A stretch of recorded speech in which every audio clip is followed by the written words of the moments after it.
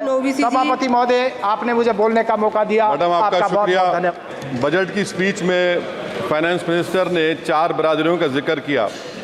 भारत की सबसे बड़ी अक़लियत मुसलमान है, 17 करोड़। मैं हुकूमत से जानना चाहता हूं कि क्या 17 करोड़ मुसलमानों में गरीब नहीं है, नौजवान नहीं है, किसान नहीं है, ख़वातीन नहीं है?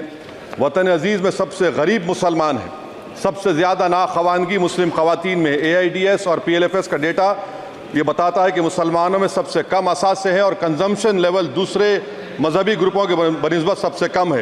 तालीमी इदारों में मैडम 15 और 24 साल की उम्र में भर्ती एनरोलमेंट में मुसलमानों की सिर्फ 29%, शेड्यूल कास्ट की 44%, हिंदू OBC के 51% और हिंदू अपर कास्ट की 59% है। हायर एजुकेशन मुसलमानों का एनरोलमेंट सिर्फ 5% है।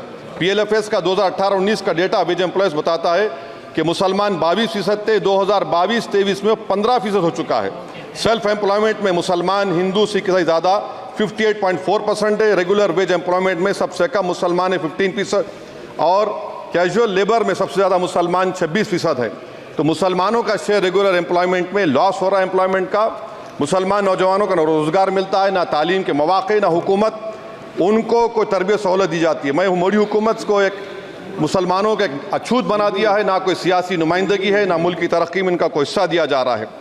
मैं मैडम, माइनॉरिटी वेलफेयर मिनिस्ट्री में 2023-24 में 38% की बजट में कमी कर दी गई, 5,000 से 3,000 करोड़ कर दिया गया। इस साल के बजट में सिर्फ चंद 100 करोड़ का इजाफा किया गया, मगर 23-24 के बजट के लेवल पर पैसे मुख्तसर नहीं किए गए। ये मोदी हुकूमत की बदनीयती और झूठा कमिटमेंट है अक़लियतों के ताल्लुक से। तालीम के उस अक़लियती स्कॉलरशिप मैडम, अक़लियतों के गरीब तलबा और तालिबात को दी जाती रकम में कमी कर दी गई। 2019 में मोदी ने कहा था कि 1 करोड़ स्कॉलरशिप दिए जाएंगे, अब सिर्फ 58 लाख दिए जा रहे हैं। 47% अक़लियती एप्लीकेंट्स को हर साल स्कॉलरशिप से महरूम कर दिया जा रहा है। 10 साल से मैं कह रहा हूँ कि डिमांड ड्रिवन करो। डिमांड ड्रिवन के लिए सिर्फ 3,000 करोड़ की ज़रूरत है, मगर ये हुकूमत सच्चाई को और ईमानदारी से काम नहीं कर रही है। 2007 और 8 से माइनॉरिटी स्कॉलरशिप का नंबर इजाफा नहीं हुआ है। Pre matric scholarship madam, Kundu committee ने कहा कि मुसलमानों में drop out rate primary level पर होता है, तो हुकूमत ने 9th क्लास से प्री मैट्रिक स्कॉलरशिप पैसे दे रही है। NDMC की इक्विटी मैडम 800 करोड़ एक मजाक है। PMGAV के में 910 करोड़ दिए गए। सारी दुनिया जानती है कि जहां मुसलमान बसता है गाँव में, शहर में, वो अंडर डेवलप एरिया है, और आप मजाक करें ऊँट के मुँह में जीरा देकर। हज में 97 करोड़। हज कमेटी एक रुश्वत का मरकज बन चुका है। प्राइवेट टूर ऑपरेटर्स के एक लाइसेंस के लिए पैसे देना पड़ता है, बिल्डिंग सिलेक्शन के लिए पैसे देना पड़ता है, मीना मुजदलफा में कंपनी के सिलेक्शन के लिए पैसे देना पड़ता है। मैं हुकूमत से मुतालबा करता हूं कि उसको ख़त्म किया जाए और CBI से इंक्वायरी करवाई जाए। मोदी हुकूमत को अक़लियतों, बिल्कुल मुसलमानों से नफरत को ख़त्म करना पड़ेगा। मुसलमानों को उनका दस्तूरी हक मिलना चाहिए। आप कैसे विकसित भारत बनाएंगे अगर 17 करोड़ मुसलमान नफरत करेंगे? मैडम, पूरी स्पीच में फाइनेंस मिनिस्टर के बच्चों का जिक्र नहीं है। आज हमारे देश में 66 लाख बच्चे रोज भूखे सोते हैं। 46 मिलियन बच्चे स्टंटेड हैं मेल न्यूट्रिशन की वजह से। 25 मिलियन बच्चे वेस्टेड हैं। मासूम बच्चों की यह बदकिस्मती और बदबख्ती है कि एक शख्स चाय बेचकर वजीर आजम बन गया। LTC long term capital gain tax madam was decreased from 20 to 12.5%. However, the indexation benefit has been removed and won't apply to any property purchased after 2001. This will be detrimental to the growth of real estate, limit household capital formation and impact employment generation in construction sector.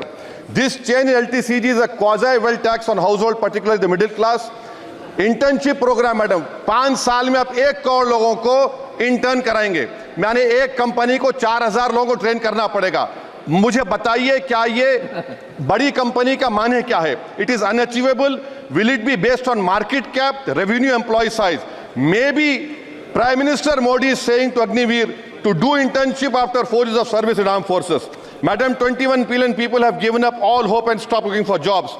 This brings down to 9% eligible population that is either employed or they are looking for jobs. Maybe finance minister can introduce a Berozgar tax and tax the unemployed as well. No significant increase for social welfare, healthcare. It looks like Prime Minister Modi is saying देश की middle class की संपत्ति पर पहला हक हमारे alliance का है. In real terms, when adjusted to inflation, the allocation of health AB PMJ has declined. Modi is saying he said heal in India during G20. The reality is India is hurting. Madam, this government wants to increase FDI from China. Is the Prime Minister not concerned that our armed forces cannot patrol 26 patrolling point out of 65 in Ladakh? Maybe the Prime Minister wants the Chinese monopoly Indian markets. Import from China have crossed 101 billion 2024. Prime Minister Modi says Khelo India, but in reality the budget has shown that Modi government policy is Jhelo India. गरीब, middle class, farming, city dwellers, men and women, सब मोदी को झेल रहे हैं. Madam, in the current financial year, in February 5th, 15,993 MSMEs have been closed.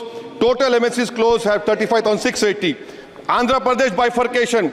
This parliament passed a law. For last 10 years, Modi government has shown their intellectual dishonesty.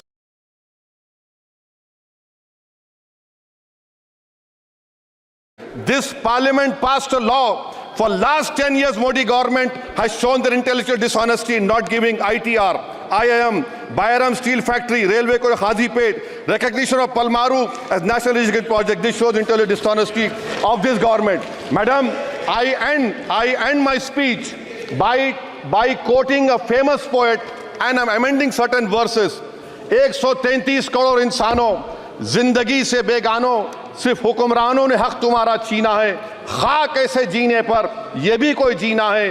बेशऊर भी तुमको बेशऊर कहते हैं. सोचता हो ये नादान कैसे हवा में रहते हैं.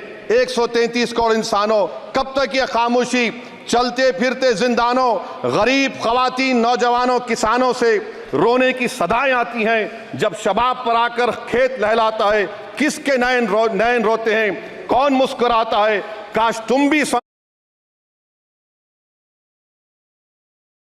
समझो, काश तुम भी जानो किस कदर भयानक है जुल्म का ये ढब. देखो रख्स से आतिश व आहन देखते ही जाओगे, होश में ना आओगे.